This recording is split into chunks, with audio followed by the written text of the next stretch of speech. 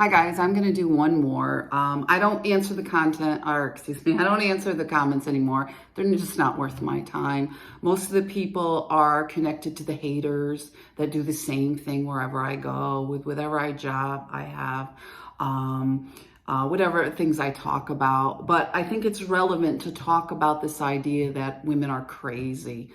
You're crazy if you report domestic violence. You're crazy if you don't want to take a traditional feminine path. You're crazy if you don't want to be a nurse or a teacher. I mean, you see these people on my page constantly. It's just repugnant. I've put up with this type of harassment my entire life.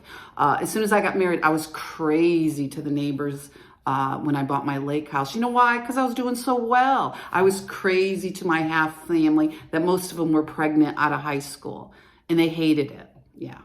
But they'll tell you everybody should be forced to have children. And I can get into a whole segment about the ongoing harassment and violence over that was just so destructive. But I'll make more videos about that, because I think this idea that women are crazy is just, it's threaded throughout my life. It's threaded in other women's lives. I mean, it's really destructive, and it continues in small rural communities like Amsterdam. It continues in a lot of our communities. You're crazy if you want to do this. You're crazy. It's part of the misogyny. These officers with my ex-husband and his friends, I mean, they have done this repeatedly. No matter what I'm crazy because I bought a little commuter car, a new car. She's not supposed to have a new car. You're crazy because you did cross training 20 years ago before it was even acceptable. Because these men get together and they stand around, and every time you do something that they consider, a little bit different or not in the norm, you're crazy. You need to go to urgent care. You need to go. All of his friends lined up and told me how crazy I was. And a lot of them have mental health issues in their own family. And certainly that's been the case with my half family. A lot of alcoholism, a lot of sexual abuse. And once you start talking about it or you challenge it, you're crazy. And it was the same thing when they locked me up for nonsense. They roofied me. I broke a little string of Christmas, it was a flagpole or a pole of Christmas lights out of a protest because this man was repeatedly threatening to murder me, kill me. I mean, it was ridiculous. I had been roofied over there. And we spend all this money for certain people. We give all this money to certain people for their businesses. We get all this money and support to certain people, but other people are continually harassed. My grandmother had her own business. She was continually harassed. I had my own business, but certain people can pursue their business. Certain people I can remember when my cousin sold Avon. Her mother took it to the mills and everybody lined up. So all she had to do is sit home and put this stuff in a bag and off it went. But because I was trying to go to college, I was no good. I was crazy for wanting to pursue a college education. So they destroyed my graduation party. They broke the pool ladder. They ruined the lining. My mother set up this thing. She stole the pool ladder, then blamed me. And all this stuff follows you throughout your lifetime. So judges are sitting there, oh, you're a juvenile delinquent because of the stolen pool ladder, which I never stole, which should have been taken off my alleged criminal history.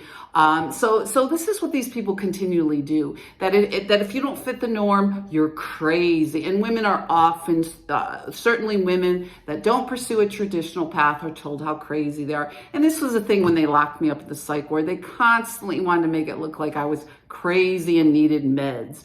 They wouldn't let me wash my clothes. They wouldn't let me sleep. They wake you up every 15 minutes because they got to do checks. You go in there, you talk about domestic violence. Oh, there's none of that. There's no talking about sexual violence. There's no talking about domestic violence. They make up a bunch of shit about you, putting it in plain language, and they want to put you on meds and tell you that you weren't sexually assaulted, you weren't in a domestic abuse situation, and in fact, fact, it's trafficking when you marry someone to want to constantly pursue their assets and take their money and then tell everybody they're a prostitute. So don't leave your comments on my page anymore about welfare checks. They love doing that. They love working with the police department. I was in and out of social services numerous times, and not one of them sat down like a professional and went through some of this stuff, which I should have had the right to do, because a lot of it is nonsense. And we do this to people all the time. You know, it's a joke. It's a joke. And it's certainly repugnant